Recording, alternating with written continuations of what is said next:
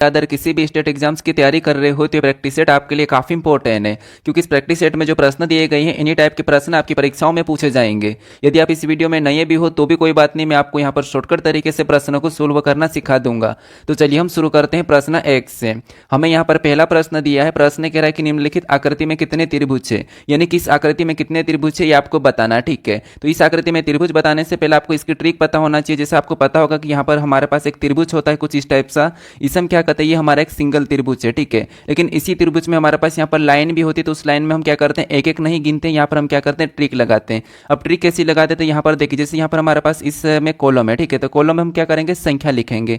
अब संख्या कैसे लिखेंगे, जैसे ये हमारा पहला कॉलम है, ये हमारा दूसरा, ये हमारा तीसरा, ये हमारा चौथा। अब ऐसा करने के बाद आपको क्या करना है, इन सभी को जोड़ देना। तो यहाँ पर सभी को जोड़ेंगे तो यहाँ पर कितने हो जाएंगे, तो 1 और 2 3, 3 3 6, 6 4 10 हो जाएंगे, यानी कि इस आकृति में कितने हो जाएंगे, 10 त्रिभुज हो जाएंगे। ठीक है, एक और इस प्रकार की होती है जिसमें यहाँ पर क्रॉसिंग बना हुआ था, उसमें हम कैसी ट्रिक लगाते हैं, तो यहाँ पर हम क्या करते हैं, सभी में क्या करते हैं, इसमें भी हम क्या करते हैं, बॉक्स में संख्या लिख के उसका डबल कर देते, जैसे ये वाला है तो इसमें लिखेंगे जैसे यहाँ पर 1 है, ये हमारा दूसरा, ये हमारा तीसरा, ये हमारा चौथा है। इसका भी क्या करेंगे, यहाँ पर 4 है तो 4 का डबल कितना हो जाएगा, तो 4 का डबल 8 हो जाएगा, मतलब इसमें 8 त्रिभुज हो जाएंगे। ठीक है, अब इसी टाइप से हम क्या करेंगे, इसमें देखेंगे तो यहाँ पर डायरेक्ट अगर हम देखेंगे तो यहाँ पर हम एक क्या दिखाई देगा, तो यहाँ पर हमें क्रॉसिंग वाला दिखाई दे रहा है। यहाँ पर क्रॉसिंग है, इसका मतलब ये है कि यहाँ पर कितना होना चाहिए, तो यहाँ पर गिनिए 1, उसके बाद 2, फिर ये 3, ये 4, यानी यहाँ पर 4 है तो 4 का डबल कितना होगा, 8 होगा, तो यहाँ पर कितना हो जाएंगे, इसमें 8 हो जाएंगे। ठीक है, उसके बाद यहाँ पर सिंगल गिनिए, सिंगल कहाँ से दिख रहा है, जैसे एक ये दिख रहा, फिर एक हमारा ये, एक ये और एक ये, तो 4 हमें यहाँ पर दिख रहे तो इसमें प्लस 4 कर देंगे।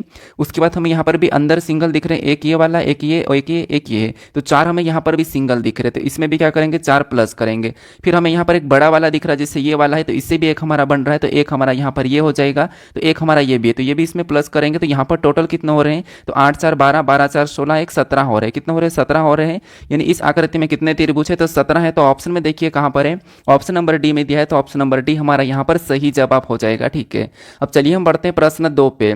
अब 2 नंबर का प्रश्न दिया है, प्रश्न कह रहा है कि दी गई आकृति में वर्गों की संख्या ज्ञात कीजिए, आयतों को शामिल नहीं किया जाना चाहिए। मतलब यहाँ पर एक आकृति है, इसमें हमें वर्गों की संख्या ज्ञात करना है, इसमें आयत को शामिल नहीं करना। ठीक है, यानी कि आपको आयत नहीं गिनना है। तो आपको यहाँ पर हम वर्ग कैसे गिनेंगे, तो यहाँ पर देखिए सबसे पहले वर्ग किसे कहते हैं, जिसकी चारों भुजा समान होती है। ठीक है, जिसकी चारों भुजा समान होती है हम उससे वर्ग कहते हैं। जैसे यहाँ पर मैं एक आपको बना रहा हूँ आकृति, यानी कि इसकी जो चारों भुजा समान है तो ये वर्ग कहला रहा है। और आयत को कैसा होता है, तो आयत के आमने सामने की भुजा समान होती है, जैसे ये इधर की भुजा समान है और इधर की भुजा भी समान है, तो ये वाला जो हमारा आयत है और ये वाला वर्ग है, तो हमें यहाँ पर वर्ग काउंट करना है। ठीक है, हमें यहाँ पर आयत नहीं गिनना है। तो यहाँ पर देखिए जैसे हमारा वर्ग कहाँ कहाँ से बन रहा है, तो एक हमारा यहाँ से ये वाला बन रहा है, तो यहाँ पर हमें ट्रिक लगाने की जरूरत नहीं है, सिंगल ही हम गिन सकते हैं। ठीक है, तो एक हमारा ये है, फिर यहाँ पर देखेंगे दूसरा हमारा यहाँ से ये बन रहा है, तो 2 हमारा ये हो गए हैं। उसके बाद 2 के बाद हमें यहाँ पर एक ये दिखाई दे रहा है, तो 3 हो जाएंगे। 3 के बाद हमें यहाँ पर एक ये बड़ा वाला दिखाई दे रहा है, तो 3 के बाद ये 4 होगा, 4। ठीक है, 4 के बाद एक हमारा यहाँ पर है, तो 4 के बाद यहाँ पर 5 हो जाएगा, और 5 के बाद ये हमारा है यहाँ पर कितने हो जाएंगे, 6 हो जाएंगे। ठीक है, तो 6 हमें यहाँ पर दिख रहे हैं। उसके बाद इसने कहा कि आयत को काउंट नहीं करना। ठीक है, तो 6 हमारे यहाँ पर है। 6 के बाद हमें एक और दिखाई दे रहा है, कौन सा वाला दिखाई दे रहा है, तो आप होगा यहाँ से एक बड़ा वाला इससे मिलकर बनेगा, किससे, यहाँ से ये वाला मिलकर बनेगा, क्योंकि चारों भुजाएं समान होना चाहिए। तो यहाँ पर हमें टोटल कितने दिखाई दिए, अभी तक हमें यहाँ पर टोटल 7 दिखाई दे रहे हैं। कितने दिखाई दे रहे हैं, 7 दिखाई दे रहे हैं। तो 7 ऑप्शन में देखिए कहाँ पर है, तो 7 हमें ऑप्शन नंबर डी में दिया है, तो ऑप्शन नंबर डी हमारा यहाँ पर सही जवाब हो जाएगा। ठीक है, अब चलिए हम बढ़ते हैं प्रश्न 3 पे। अब 3 नंबर का प्रश्न दिया है, प्रश्न यहाँ पर कह रहा है कि उस विकल्प का चयन करें जो 5वीं संख्या से उसी प्रकार संबंधित है जिसे दूसरी संख्या पहली संख्या से संबंधित है और चौथी संख्या तीसरी संख्या से संबंधित है। यानी कि जिस प्रकार यहाँ पर 347 का संबंध 14 से है और 122 का संबंध 5 से है, उसी प्रकार 244 का संबंध किससे होगा, ये हमें यहाँ पर बताना, जो प्रश्नवाचक चिन्ह दिया है। ठीक है, यानी ये हमारा एनालॉजी का प्रश्न है, नंबर एनालॉजी का प्रश्न है। तो सबसे पहले हम यहाँ पर ये पता करेंगे कि जैसे प्रश्नवाचक चिन्ह हमारा इस तरफ है। ठीक है, तो यहाँ पर हम कोशिश करेंगे कि 347 से 14 कैसे लिखा है, उसके बाद 122 से 5 कैसे लिखा है, ये हम सबसे पहले पता करेंगे। वैसे हम यहाँ पर छोटी संख्या से बड़ी संख्या भी पता कर सकते हैं, लेकिन यहाँ पर हम कोशिश करेंगे कि जो प्रश्नवाचक चिन्ह इस साइड दिया तो इससे हम पता करेंगे। ठीक है, तो यहाँ पर देखिए जैसे अब यहाँ पर अगर हम डायरेक्ट देखें तो जो 347 है क्या इसका वर्ग या घन है, तो वर्ग या घन तो नहीं है। तो फिर हम यहाँ पर क्या कर सकते हैं, तो आपको एक और तरीका पता होगा, हम क्या करते हैं यहाँ पर डिजिट योग करते हैं। क्या करते हैं, डिजिट योग, यानी कि इन संख्या को आपस में जोड़ते हैं। तो 3 और 4 कितने होंगे, 7, और 7 में 7 जोड़ेंगे जोड़ेंगे तो 14 हो जाएंगे, यानी इसका योग कितना हो रहा है 14 हो रहा है। ठीक है, उसके बाद इधर भी सेम लॉजिक लगाते हैं, यहाँ पर डिजिट योग करेंगे तो 1 और 2 3, 3 में 2 को जोड़ेंगे तो 5 हो रहे हैं, यानी कि इसका भी योग 5 हुआ और यहाँ पर 5 लिखा, तो हमें यहाँ पर 14 और 5 जो लिखा है उसी तरीके से हम क्या करेंगे यहाँ पर 244 से संख्या का पता करेंगे। तो यहाँ पर प्लस कीजिए, जैसे 2 और 4 कितना होंगे 6, 6 में 4 को जोड़ेंगे तो 10, यहाँ पर जोड़ने पर कितना हो रहा है 10 हो रहा, यानी जो प्रश्नवाचक चिन्ह यहाँ पर क्या होना चाहिए 10 होना चाहिए। ऑप्शन में देखेंगे ऑप्शन नंबर बी में दिया है, तो ऑप्शन नंबर बी हमारा यहाँ पर सही जवाब हो जाएगा। ठीक है, अब चलिए हम बढ़ते हैं प्रश्न 4 पे।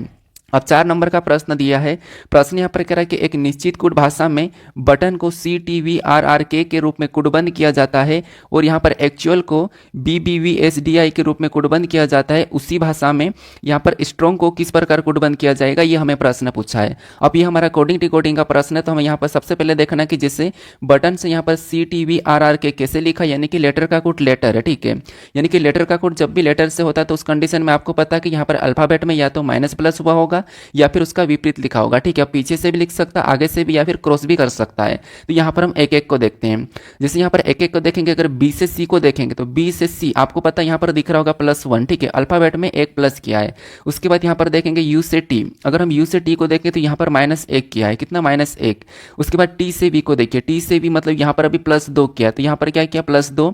उसके बाद टी से आर को देखें तो यहाँ पर -2 किया है, यहाँ पर अभी -2। तो लॉजिक हमें क्या दिख रहा है +2 -1, सॉरी +1, फिर उसके बाद -1, फिर बाद में +2 -2। ठीक है, उसके बाद यहाँ पर देखिए ओ से आर को देखेंगे तो यहाँ पर क्या है ओ से आर, मतलब अभी यहाँ पर हमारे पास जो दिख रहा है वो +3 दिख रहा है। क्या दिख रहा है +3 दिख रहा है अल्फाबेट में। फिर एन से के को देखेंगे तो यहाँ पर एन हमारा 14 पे, के 11 पे, तो यहाँ पर -3 दिख रहा है, यहाँ पर कितना -3। तो हमें यहाँ पर पैटर्न क्या दिख रहा है +1 -1 +2 -2 +3 -3। क्या यही वाला यहाँ पर एक्चुअल से भी लिखा है, तो यहाँ पर हम पता करते हैं, जैसे ए से अगर हम यहाँ पर बी को देखेंगे तो इसमें तो क्या हो रहा है, तो आपको हो गया +1 हो रहा है। उसके बाद सी से बी को देखें तो इसमें +1 हो रहा है, -1 हो रहा है। ठीक है, तो ये जो यहाँ पर +1 और -1 हुआ है वही के वही इसमें भी हुआ है एक्चुअल में। उसके बाद यहाँ पर देखिए टी से बी को देखें तो इसमें +2 हुआ है, और यू से एस को देखें तो माइनस यहाँ पर भी 2 हुआ है। उसके बाद ए से क्या करेंगे डी को देखें तो +3 हो रहा है, फिर एल से आई को देखें तो यहाँ पर भी -3, मतलब यही वाली संख्या यहाँ पर भी माइनस हो रही है। तो स्ट्रॉन्ग का बताने के लिए हम क्या करेंगे, यहाँ पर सेम तरीके से सबसे पहले +1 करेंगे, तो एस में +1 करेंगे तो यहाँ पर क्या आएगा, तो पहला लेटर टी आएगा। टी हमें ऑप्शन में सभी में दिख रहा है, ऑप्शन नंबर डी में नहीं दिख रहा है। उसके बाद फिर -1 करेंगे तो टी में से -1 करेंगे तो यहाँ पर क्या आना चाहिए, एस आना चाहिए। एस ऑप्शन में देखेंगे टी एस, तो यहाँ पर नहीं है, तो ऑप्शन नंबर सी भी हटेगा। उसके बाद हमें यहाँ पर +2 करना है, तो आर में +2 करेंगे तो यहाँ पर टी आ जाएगा एस टी एस। ठीक है, टी एस टी ऑप्शन में देखेंगे तो केवल हमें ऑप्शन नंबर ए में दिखाई दे रहा है, हमें यहाँ पर पूरा चेक करने की जरूरत नहीं है, ऑप्शन नंबर ए हमारे यहाँ पर सही जवाब हो जाएगा। ठीक है, कौन सा, ऑप्शन नंबर ए। अब चलिए हम बढ़ते हैं प्रश्न 5 पे। अब 5 नंबर का प्रश्न दिया है, प्रश्न यहाँ पर कह रहा है कि एक निश्चित कोड भाषा में चिल्ड को 61 69 248 लिखा गया है और यहाँ पर गेस्ट को 14 21 53 840 लिखा गया है, उसी भाषा में बुक को क्या लिखा जाएगा, ये हमें प्रश्न पूछा है। अब ये भी हमारा कोडिंग डिकोडिंग का ही प्रश्न है, लेकिन यहाँ पर हमारे पास लेटर का कोड संख्या में दिया है। ठीक है, क्या दिया यहाँ पर, लेटर का कोड संख्या में दिया है। तो आपको पता है जब भी लेटर से संख्या लिखी हुई रहती है उस कंडीशन में क्या करते हैं, उन लेटरों को संख्या में बदलते हैं। ठीक है, तो यहाँ पर इनकी या तो इनकी प्लेस वैल्यू होगी या फिर इनका विपरीत करके उनकी प्लेस वैल्यू होगी। ठीक है, या फिर प्लेस वैल्यू का यहाँ पर गुणा या कुछ भी हो सकता है। तो यहाँ पर हम देखते हैं, जैसे चिल्ड में यहाँ पर सी दिया है, सी ABCD में कितने नंबर पे आता है, तो ये हमारा 3 नंबर पे आता है। एच हमारा ABCD में कितने नंबर पे, तो 8 नंबर पे आता है। फिर IABCD में कितने नंबर पे, 9 नंबर पे आता है। उसके बाद यहाँ पर एल दिया है, एल कितने नंबर पे, तो एल हमारा 12 नंबर पे आता है। फिर डी हमारा 4 नंबर पे आता है। ठीक है, अब यहाँ पर देखिए, जैसे यहाँ पर 3 8 9 12 4 और यहाँ पर क्या है, तो यहाँ पर 6 16 9 24 8 है, यानी कि इनसे अलग अलग संख्या, लेकिन इनसे हम बना सकते हैं, जैसे अगर 3 का 2 गुना करते हैं तो कितने हो जाएंगे, 6 हो जाएंगे, और 8 का भी 2 गुना करेंगे तो 16 हो जाएंगे, और 9 का भी 2 गुना करेंगे तो 18 हो जाएंगे, और 12 का भी 2 गुना करेंगे तो 24 हो जाएंगे, और 4 का 2 गुना 8 हो जाएंगे। तो यहाँ पर जो संख्या हमें देखिए वही की वही संख्या यहाँ पर भी, मतलब 2 गुना करने पर आ रहा है। ठीक है, यानी कि प्लेस वैल्यू को क्या करना, 2 गुना करना। तो सेम तरीके से यहाँ पर हम गेस्ट का पता करते हैं, जैसे सबसे पहले जी कितने नंबर पे, 7 नंबर पे आता है, और 7 का 2 गुना कितना होगा, 14 होगा, तो यहाँ पर 14 सीधा लिखा है। ठीक है, उसके बाद यू कितने नंबर पे, 21 पे आता है, यहाँ पर कितने नंबर पे, 21 पे आता है। यहाँ पर 21 का 2 गुना 42 होता है, लेकिन यहाँ पर क्या लिखा, तो देखिए यहाँ पर 7 का 14, यहाँ पर 42। ठीक है, और 5 का 10 गुना, ये वाली ट्रिक तो यहाँ पर नहीं लग रही। उसके बाद यहाँ पर बी, और बी का 2 गुना कितना हो जाएगा, तो आपको बी 2 नंबर पे आता है, यहाँ पर 2 गुना 4 हो जाएगा। ओ कितने नंबर पे आता है, तो यहाँ पर वैसा की वैसा लिखा, लेकिन यहाँ पर 2 गुना किया, ठीक है। तो यहाँ पर हम पीछे से भी लिख सकते हैं, जैसे यहाँ पर देखिए टी का 2 गुना कितना होगा, 40 हो जाएगा। टी 20 पे आता है, 2 गुना 40। और यहाँ पर देखिए 11 का 2 गुना कितना होगा, तो 11 का 2 गुना 22 होगा। तो इस हिसाब से जो हमें ऑप्शन में दिख रहा है केवल ए में दिख रहा है, केवल ए में दिख रहा है, तो ऑप्शन नंबर ए हमारे यहाँ पर सही जवाब हो जाएगा, ठीक है। क्योंकि यहाँ पर गेस्ट में क्या करा था, इसमें यू भी 21 पे आता तो वैसा की वैसा लिखा, ई हमारा 5 पे आता तो वैसा की वैसा लिखा। अब ऐसा की वैसा क्यों लिखा, क्योंकि ये हमारा जो है स्वर वाला है, ठीक है। बाकी जो लेटर व्यंजन लेटर और ये हमारे स्वर लेटर, तो स्वर लेटर को वैसा की वैसा लिखा। जैसे यू हमारा 21 पे आता तो इसका 2 गुना नहीं किया, क्यों नहीं किया, क्योंकि ये स्वर है। उसके बाद ई भी हमारा 5 पे आता तो इसको 5 ही लिखा, क्योंकि ये भी स्वर है। तो उसी प्रकार से यहाँ पर हमने क्या करा, बी हमारा व्यंजन है तो उसका 2 गुना कर लिया, कि हमारा व्यंजन है तो यहाँ पर भी 2 गुना किया। लेकिन ओ हमारे क्या है, स्वर है, तो यहाँ पर क्या करेंगे, वैसा की वैसा लिखेंगे, तो यहाँ पर 15-15 हो जाएंगे, ठीक है, क्योंकि ये एबीसीडी में 15 नंबर पे आता है। तो ऑप्शन नंबर ए हमारा यहाँ पर सही जवाब हो जाएगा, ठीक है। अब चलिए हम बढ़ते हैं प्रश्न 6 पे। अब 6 नंबर का प्रश्न दिया है। प्रश्न क्या कह रहा है, प्रश्न कह रहा है कि निम्नलिखित श्रृंखला में अगली संख्या कौन सी होगी। यानी यहाँ पर हमारे पास संख्याओं की एक श्रृंखला श्रेणी दी है, इसी में एक प्रश्नवाचक चिन्ह दिया है, यहाँ पर कौन सी संख्या होगी ये हमें बताना है। तो यहाँ पर देखिए सबसे पहले हम क्या करते हैं, जब भी श्रृंखला के प्रश्न को सोल्व करते हैं तो संख्या को ध्यान से देखते हैं कि संख्या कैसे लिखी है। तो संख्या को देखें तो संख्या हमारे पास यहाँ पर घट रही है, ठीक है, अचानक से घट रही, फिर और धीरे से घटी, फिर अचानक से घटी। तो इस कंडीशन में या तो यहाँ पर भाग हो रहा होगा या फिर डायरेक्ट माइनस भी हो रहा होगा, ठीक है। तो यहाँ पर देखिए जैसे अगर हम यहाँ पर क्या करेंगे 800 से 400 को देखते हैं, तो 800 से 400 मतलब यहाँ पर 2 का भाग दिया गया, ठीक है, यानी कि 2 से काटा है, तो 2 से भाग देंगे तो यहाँ पर 400 आ जाएगा। उसके बाद फिर क्या करेंगे, यहाँ पर 400 से 480 को देखिए, तो यहाँ पर अगर हम देखें तो भाग नहीं, यहाँ पर प्लस हो रहा है। अब कितना प्लस हुआ, तो यहाँ पर 80 प्लस हो रहा है, ठीक है। फिर आगे देखेंगे वापस से 480 से 240 को देखें तो यहाँ पर क्या हो रहा है, यहाँ पर भी जस्ट इसका आधा हो रहा है। आधा मतलब यहाँ पर भी 2 से भाग दिया है, ठीक है, यहाँ पर भी क्या है 2 से भाग दिया है। अब यहाँ पर देखिए सबसे पहले 2 से भाग, फिर 80 प्लस, फिर 2 से भाग, फिर यहाँ पर देखेंगे तो देखिए 240 से 320 को देखें तो यहाँ पर भी हमें कितना प्लस दिख रहा है, तो यहाँ पर भी 80 प्लस दिख रहा है। इसका मतलब लॉजिक क्या है, सबसे पहले भाग दिया, फिर 80 प्लस, फिर भाग दिया, फिर 80 प्लस। तो अगली संख्या लाने के लिए हमें क्या यहाँ पर क्या करना होगा, 2 से भाग देना होगा। तो 320 का आधा कितना होगा, तो आप कहोगे 320 का जो आधा हमारे पास होगा वो होगा 160। तो 2 से भाग देने पर यहाँ पर क्या होगा, 160 होगा। तो ऑप्शन में देखिए 160 कहाँ पर है, तो ऑप्शन नंबर ए में दिया है, तो ऑप्शन नंबर ए हमारा यहाँ पर सही जवाब हो जाएगा, ठीक है। और बाकी मैंने आपको बता रखा कि 1 तारीख से जो रीजनिंग का नया प्रैक्टिस सेट है, जिसमें लगभग आपको 35 प्रश्न देखने को मिलेंगे और जितने भी चैप्टर है 30 से प्लस चैप्टर आपको वहाँ पर देखने को मिलेंगे। तो जो 1 तारीख से नए प्रैक्टिस सेट शुरू होने वाले हैं उन्हें आप जरूर देखिएगा, ठीक है। अब चलिए हम बढ़ते हैं प्रश्न 7 पे। अब 7 नंबर का प्रश्न दिया है। प्रश्न यहाँ प्रकार की विषम संख्या युग्म ज्ञात कीजिए। यानी यहाँ पर हमारे पास 4 विकल्प दिए हैं, इनमें से 3 किसी न किसी प्रकार के समान है लेकिन एक अलग है, उसका हमें यहाँ पर चयन करना। तो देखिए यहाँ पर 13 से 144, 9 से 63 है, 8 से 48 से 11 से 99। तो यहाँ पर देखिए इनका जो योग मतलब युग्म दिया ये कैसे दिया है, ठीक है। तो इसमें से हमें एक अलग पहचानना है। तो यहाँ पर देखिए छोटी संख्या से बड़ी संख्या, उसके बाद फिर वो छोटी संख्या से बड़ी संख्या। अगर हम यहाँ पर संख्या को ध्यान से देखेंगे तो ऑप्शन नंबर ए वाला हमें यहाँ पर अलग दिखाई दे रहा है, क्योंकि यहाँ पर देखिए जैसे यहाँ पर क्या है 9 है, यहाँ पर मान लो हम 11 को देखते हैं, जैसे 11 से यहाँ पर 99 मतलब क्या है, तो आप कहोगे 11 को अगर हम यहाँ पर देखिए 11 में से 1 माइनस करेंगे तो कितने हो जाएंगे 10, और 10 का वर्ग करेंगे और माइनस 1 करेंगे तो 99 हो जाएगा। उसके बाद यहाँ पर 8 है, 8 में से 1 माइनस करेंगे तो 7, और 7 का वर्ग करेंगे तो 49, 49 में से 1 माइनस करेंगे तो 48। उसके बाद यहाँ पर क्या है 9, 9 में से 1 माइनस करेंगे तो 8, और 8 का वर्ग कितना होगा, तो आपको होगा यहाँ पर 64, 64 में से 1 माइनस करेंगे तो 63, या फिर आप इसमें से 1 कम करके भी आप इसका गुणा कर सकते हैं। जैसे यहाँ पर देखिए इसमें से 1 करेंगे तो यहाँ पर कितने हो जाएंगे 9 7 63, उसके बाद यहाँ पर सीधा 8 6 48 और 11 99, मतलब 2 माइनस करके भी हम यहाँ पर गुणा कर सकते हैं, ठीक है। लेकिन जो ऑप्शन नंबर ए वाला है वहां पर संख्या नहीं आई, ठीक है। यानी देखिए जैसे 9 से हम क्या करेंगे 63 का पता करेंगे तो 2 माइनस करेंगे तो कितना होगा, तो 7 हो जाएगा। 2 माइनस करेंगे तो 7 होगा और इसके साथ गुना करेंगे तो 63। सेम तरीके से 8 में से भी क्या करेंगे 2 माइनस करेंगे तो कितने बचेंगे 6 बचेंगे, और 8 को 6 गुना करेंगे तो 48। उसके बाद यहाँ पर 11 में से भी 2 माइनस करेंगे तो कितने बचेंगे 9, और इसका भी 11 गुना करेंगे तो कितने हो जाएंगे 99, ठीक है। तो यहाँ पर भी हमारे पास क्या है संख्या पीछे वाली आ रही, लेकिन इसमें से 1 माइनस करेंगे तो कितने बचेंगे, तो यहाँ पर हमारे पास 12 बचेंगे, और यहाँ पर 12 का वर्ग सीधा सीधा लिखा है, ठीक है। तो यही वाला इनसे अलग होगा, यही वाला हमारा असंगत होगा। तो ऑप्शन नंबर ए हमारा यहाँ पर सही जवाब हो जाएगा, ठीक है। वैसे हमें यहाँ पर पहले ही दिख रहा था कि पीछे 144 12 का वर्ग लिखा है। अब चलिए हम बढ़ते हैं प्रश्न 8 पे। अब 8 नंबर का प्रश्न दिया है। प्रश्न कह रहा है कि एक ही पासे की 3 अलग अलग स्थितियां दर्शाई गई है, 3 दर्शाने वाले फलक के विपरीत फलक पर कौन सी संख्या होगी। मतलब हमें यहाँ पर 3 पासे दिए, इन 3 पासों में संख्या 3 के विपरीत कौन सी संख्या होगी ये हमें बताना है। तो यहाँ पर देखिए आपको पता होगा कि जब भी हम एक से अधिक पासा हो, चाहे पासे पे संख्या हो, चाहे लेटर हो या कोई भी शब्द हो या चिन्ह हो, हम क्या करते हैं पासे में कॉमन सतह देखते हैं। तो कॉमन सतह देखिए, जैसे पहले दो पासों में कॉमन सतह देखेंगे तो हमें यहाँ पर कॉमन सतह क्या दिखाई दे रही है, तो आपको यहाँ पर हमें एक और दो डबल कॉमन सतह दिखाई दे रही है। क्या दिखाई दे रही है, तो एक और दो डबल कॉमन सतह दिखाई दे रही। जब भी हमें पासे में डबल कॉमन सतह दिखाई देती है तो जो बची हुई सतह होती है वो एक दूसरे के विपरीत होती है। जैसे यहाँ पर 6 का 5 और 5 का 6, लेकिन हमें यहाँ पर 3 का पूछा है, तो 3 का बताने के लिए हमें यहाँ पर क्या करना हो, जो एक पासा छूटा है उसके साथ कॉमन देखना होगा। तो यहाँ पर हम क्या करेंगे, अभी पहले और तीसरे वाले में कॉमन देखेंगे। तो इसमें कॉमन सतह कौन सी है, तो इसमें जो हमें कॉमन सतह दिखाई दे रही है वो क्या दिखाई दे रही, 2 दिखाई दे रही। अब यहाँ पर कॉमन सतह 2 दिखाई दे, तो आपको पता कि पहले हमारे पास यहाँ पर 6 और 5 एक दूसरे के विपरीत थे, और यहाँ पर 1 और यहाँ पर 4 है तो ये भी एक दूसरे के विपरीत होंगे। और आपको पता होगा कि जो नहीं दिखाई दे रहा वो कॉमन का विपरीत होता है। तो जैसे यहाँ पर 3 नहीं दिखाई दे रहा, 3 का पूछा तो 3 का यहाँ पर डायरेक्ट 2 हो जाएगा।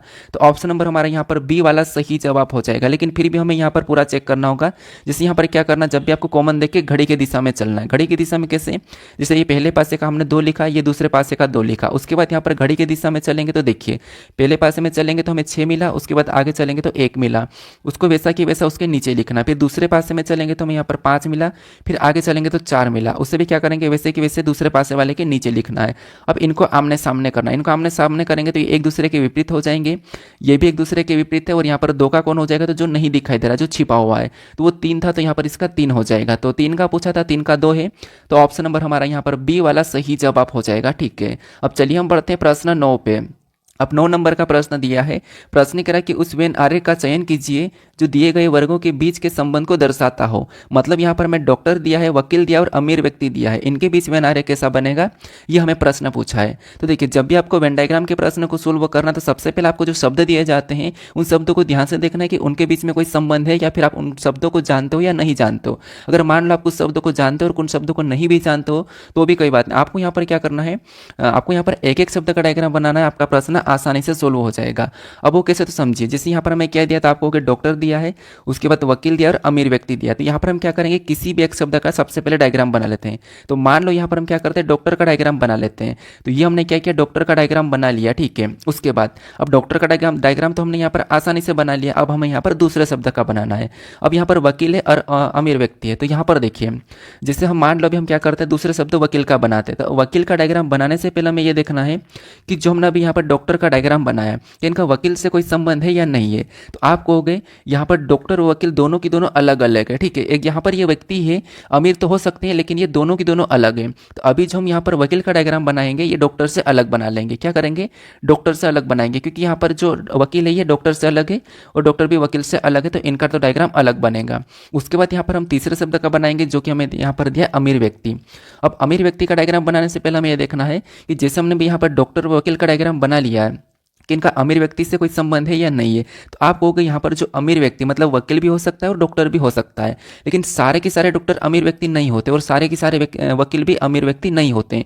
तो यहाँ पर कुछ कुछ होगा, तो कुछ कुछ होगा, मतलब यहाँ पर जो डायग्राम बनेगा अमीर व्यक्ति का, वो भी इनका कुछ हिस्सा बनेगा। ठीक है, तो डायग्राम कैसा बनेगा, हमारा डायग्राम कुछ इस टाइप से बनेगा। तो ऑप्शन में देखेंगे कहाँ पर है, तो ऑप्शन नंबर ए में दिया है, तो ऑप्शन नंबर ए हमारा यहाँ पर सही जवाब हो जाएगा। ठीक है, अब चलिए हम बढ़ते हैं प्रश्न 10 पे। अब 10 नंबर का प्रश्न दिया है। प्रश्न यहाँ पर कह रहा है कि आर एन का भाई है, आर के का एकलौता पुत्र है, एस के की एकलौती पुत्र वधु है, एन एस से किस प्रकार संबंधित है, ये हमें प्रश्न पूछा है। मतलब ये हमारा रक्त संबंध का प्रश्न है। ठीक है, तो यहाँ पर देखिए, जैसे सबसे पहले तो आपको पता है कि हमें यहाँ पर स्वयं के लेना है, और जो हमारे से नीचे की जनरेशन, ऊपर की जनरेशन या हमारे पास की जनरेशन होती है, हम क्या करते हैं, उनको अपने पास ही लिखते हैं। ठीक है, तो ये तो आपको पता होगा। आप यहाँ पर देखिए, जैसे प्रश्न में हमें थोड़ा थोड़ा पढ़ना है। जैसे यहाँ पर करें कि आर एन का भाई है, जो आर है ये एन का भाई है, तो यहाँ पर हम क्या करेंगे, जैसे ये आर है और आर कौन है, तो एन का भाई है, तो यहाँ पर हम एन के पास लिखेंगे, ये एन का भाई है, कौन है, आर। तो यहाँ पर हम देखिए प्लस लगा लेंगे, क्योंकि प्लस का मतलब पुरुष और माइनस का मतलब महिला। ठीक है, ये सब सिर्फ हम इनका जेंडर समझने के लिए लगाते हैं।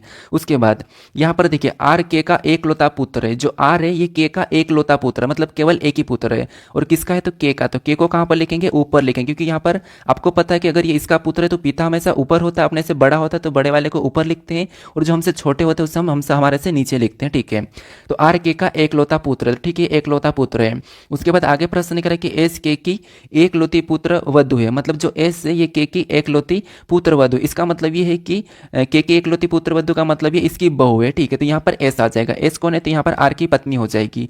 अब यहाँ पर प्रश्न में क्या पूछ रहा है, प्रश्न पूछ रहा है कि एन एस से किस प्रकार संबंधित है। यानी यहाँ पर देखिए जैसे एस है, ठीक है, एस के पास से लगा है, तो जहाँ पर भी से लगा वहाँ से आपको उल्टा बताना है कि एस का एन क्या लगेगा। जैसे मैंने कहा कि देखिए यहाँ पर एन एस से किस प्रकार संबंधित है, यानी कि मैंने आपका एग्जाम्पल लिया और मैंने कहा कि आप उससे किस प्रकार संबंधित है, तो आप कहोगे हम उसके या तो भाई है या फिर हम उसके बहन है, ठीक है। तो यहाँ पर भी वैसा कि वैसा, तो एस का एन क्या लगेगा, तो आप कहोगे जैसे ये एस से, तो एस का आर कौन है, तो आर इसका पति है, और पति का ये एन कौन है, तो ये भाई या बहन है, ठीक है। यहाँ पर हमें कंफर्म नहीं कहा कि ये लड़की है कि लड़का है, तो पति के भाई या बहन हो जाएगी, ठीक है। तो यहाँ पर ऑप्शन में बहन, बेटी, माँ और पति की बहन दिया है, तो यहाँ पर हमें कंफर्म नहीं कहा था, ठीक है। तो यहाँ पर बहन भी दिया है और पति की बहन, तो हम डायरेक्ट बहन तो नहीं लगाएंगे, ठीक है। डायरेक्ट बहन तो हमें दिख ही नहीं रही है, तो इसको तो नहीं लगाएंगे, ठीक है। ऑप्शन के हिसाब से वैसे हम यहाँ पर ना तो इसको बहन कहेंगे पति की और ना ही पति का भाई कहेंगे, लेकिन ऑप्शन के हिसाब से यहाँ पर अगर हम देखेंगे तो यहाँ पर देखिए बहन डायरेक्ट तो इसकी है नहीं, उसके बाद बेटी तो हो नहीं सकती और माँ भी नहीं हो सकती, तो पति की बहन अगर ऑप्शन में दिया, यहाँ पर भाई भी दे सकता है, ये वाला हमारा ऑप्शन नंबर कौन सा वाला, डी वाला सही जवाब हो जाएगा, ठीक है। और बाकी मैंने आपको बताया कि जो 1 तारीख से रीजनिंग का जो प्रैक्टिस सेट न्यू चलने वाला है उसे आप जरूर देखिए, ठीक है, क्योंकि वहाँ पर आपको जितने भी रीजनिंग के जो चैप्टर है उनके टाइप वाइज प्रश्न देखने को मिलेंगे। जैसे मैंने आपको एक चैप्टर लेता हूँ एनालॉजी, ठीक है। एनालॉजी के 3 टाइप होते हैं, जैसे पहला होता है नंबर एनालॉजी, उसके बाद लेटर और शब्द एनालॉजी, तो एक ही प्रैक्टिस सेट में तीनों टाइप को देखने को मिलेगा। उसके बाद सीरीज की भी 2-3 टाइप होती है, लेटर सीरीज, उसके बाद नंबर सीरीज और रिक्त स्थान वाले होते हैं। उसके बाद यहाँ पर जैसे एनालॉजी की और कोडिंग डिकोडिंग की बात करें तो कोडिंग डिकोडिंग में जैसे लेटर से लेटर होता है, लेटर से संख्या होता है, या फिर हमें कॉमन देख के काटना होता है, या फिर कुछ हमें वहाँ पर सांकेतिक भाषा भी दी जाती है, ठीक है, उसके हिसाब से हमें चिन्ह का भी बताना होता है। तो सारी टाइप आपको मिलेगी, ठीक है। बाकी ब्लड रिलेशन में यहाँ पर जैसे आपको ये तो नॉर्मल दिख रहा है, ऐसे प्रश्न बहुत कम परीक्षाओं में पूछे भी जाते हैं हालांकि, लेकिन जो प्रश्न पूछे जाते हैं तो यहाँ पर मैं जैसे एक इशारे करने वाले प्रश्न आते हैं, जिससे यहाँ पर आपको दिया भी होगा ये वाला प्रश्न, तो ये भी प्रश्न पूछा जाता है। इसके अलावा हमें यहाँ पर ए प्लस बी का अर्थ है कि ए बी की भाई है, या फिर ऐसा कुछ भी दिया जाता है, तो वहाँ पर सारी टाइप आपको एक ही प्रैक्टिस सेट में देखने को मिलेगी और लगभग वहाँ पर आपको 35 प्रश्न देखने को मिलेंगे, ठीक है। तो आप उसे जरूर देखिएगा।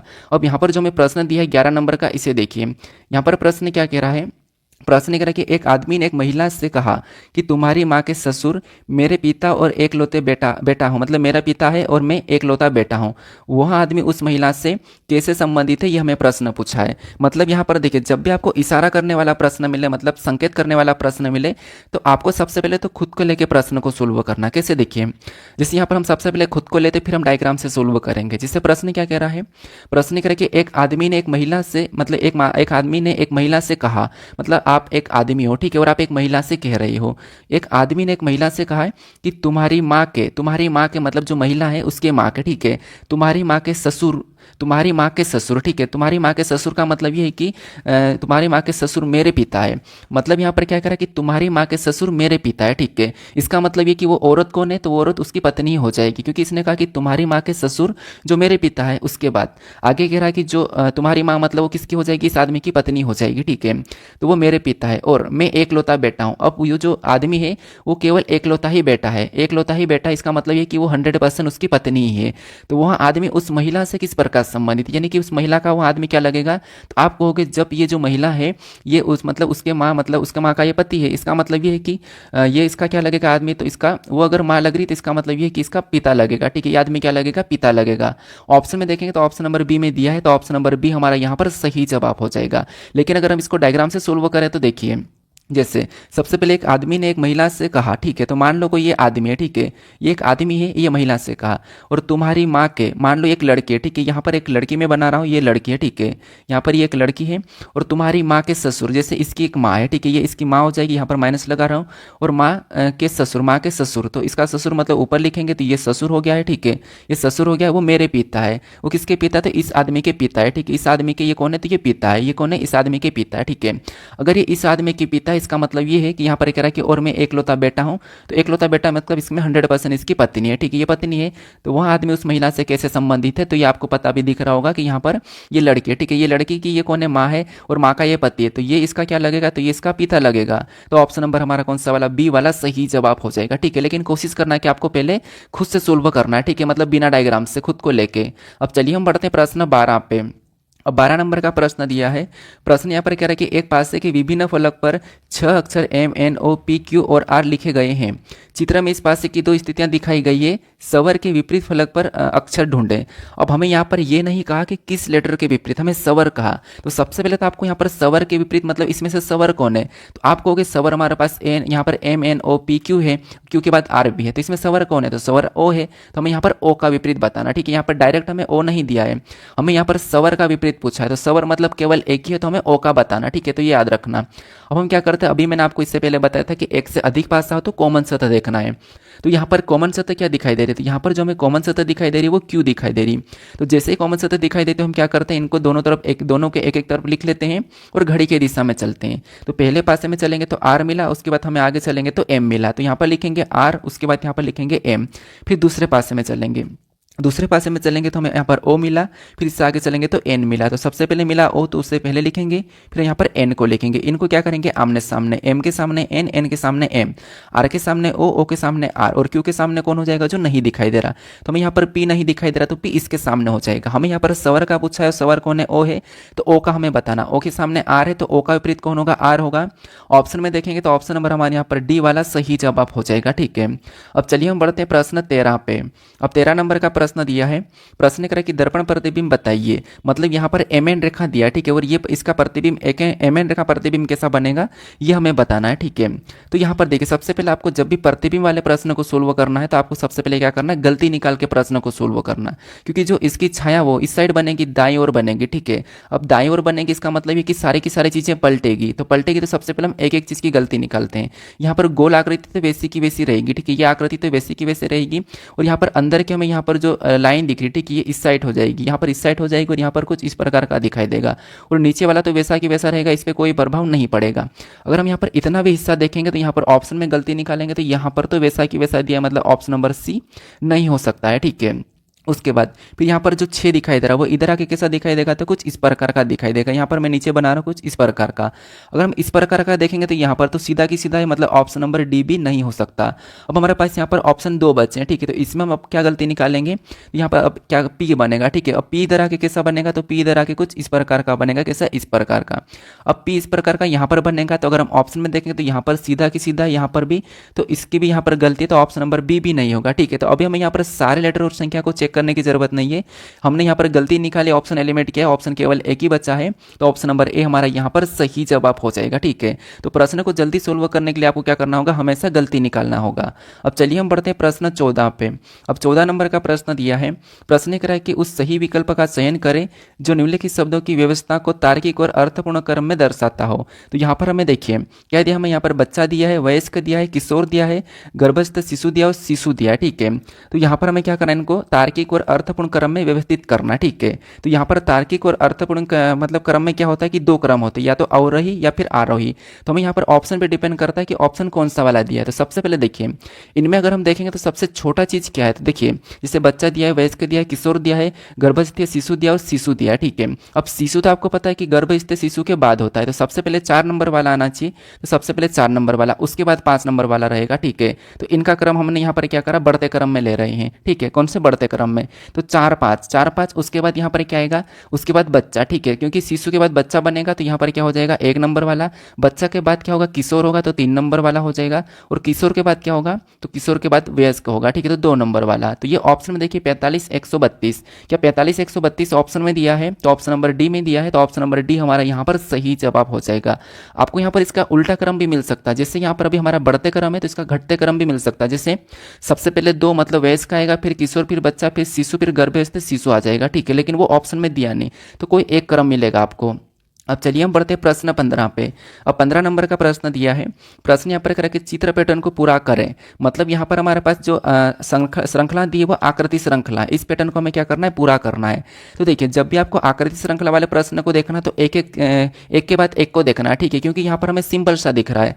अब यहाँ पर अगर गलती निकालोगे तो आप प्रश्न को देखते ही कर सकते हो। कैसे देखिए, जैसे आपको यहाँ पर जो अंदर आकृति दिखाई दे रही है वो सभी की सभी में सेम है, अंदर वाली जो आकृति वो सभी में सेम है। इसका मतलब ये है कि यहाँ पर जो प्रश्नवाचक चिन्ह है इसके अंदर भी सेम होना चाहिए। कैसे होना चाहिए? सेम होना चाहिए। तो ऐसी केस अगर हम ऑप्शन में देखते हैं तो ऑप्शन में हमारे पास यहाँ पर सी में नहीं है और डी में नहीं है, तो इसको तो हम डायरेक्ट हटा सकते हैं। अब हमारे पास यहाँ पर केवल ऑप्शन बचे 2। अब यहाँ पर देखिए, जैसे इस वाले को देखेंगे तो यहाँ पर देखिए यहाँ पर ये वाला डॉट यहाँ पर है, फिर अगले में जाएंगे तो इसने इसको छोड़ के ना यहाँ पर क्या करा, यहाँ पर आ चुका है, ठीक है। उसके बाद और अगले में देखेंगे तो इसको छोड़ के ना वो क्या करा, इस वाले पे आ चुका है, क्योंकि देखिए यहाँ से एक को छोड़ा और यहाँ पर आया, फिर ये इस कोने पे, मतलब इसका मतलब ये कि इसने इस कोने पे आया था, उसके बाद इस कोने को छोड़ के ये यहाँ पर डायरेक्ट इस कोने पे आया, ठीक है। अगला फिर यहाँ पर देखिए इसमें 2 छोड़ा था, अभी ये यहाँ पर आया तो वापस इसने और 2 को छोड़ा, ठीक है। तो अभी यहाँ पर मतलब 2 2 छोड़ रहा है, यहाँ पर इसको भी छोड़ा था, 2 2 छोड़ रहा है, यहाँ पर वापस से समझना, ठीक है। ऑप्शन नंबर हमारा कौन सा वाला, सी डी तो होगा नहीं। अब यहाँ पर इस वाले कोने पे था, फिर 2 को छोड़ा, 1 2 को छोड़ा, फिर इस वाले कोने पे आया, फिर यहाँ पर 1 2 को छोड़ा, फिर इस वाले कोने पे आया, फिर यहाँ पर 1 2 को छोड़ा, फिर वापस से ये इस वाले कोने पे आया। तो यहाँ पर 2 को छोड़ा गया, 1 को इसको छोड़ेगा तो ये इस कोने पे आना चाहिए, कहाँ पर, इस कोने पे आना चाहिए। अगर इस कोने पे देखेंगे तो यहाँ पर तो वहाँ के वहीं की वहीं है, तो ऑप्शन नंबर ए नहीं होगा। अभी हमारे पास बचा केवल ऑप्शन नंबर बी, क्योंकि यहाँ पर आ चुका है, तो ऑप्शन नंबर बी हमारा यहाँ पर सही जवाब हो जाएगा, ठीक है।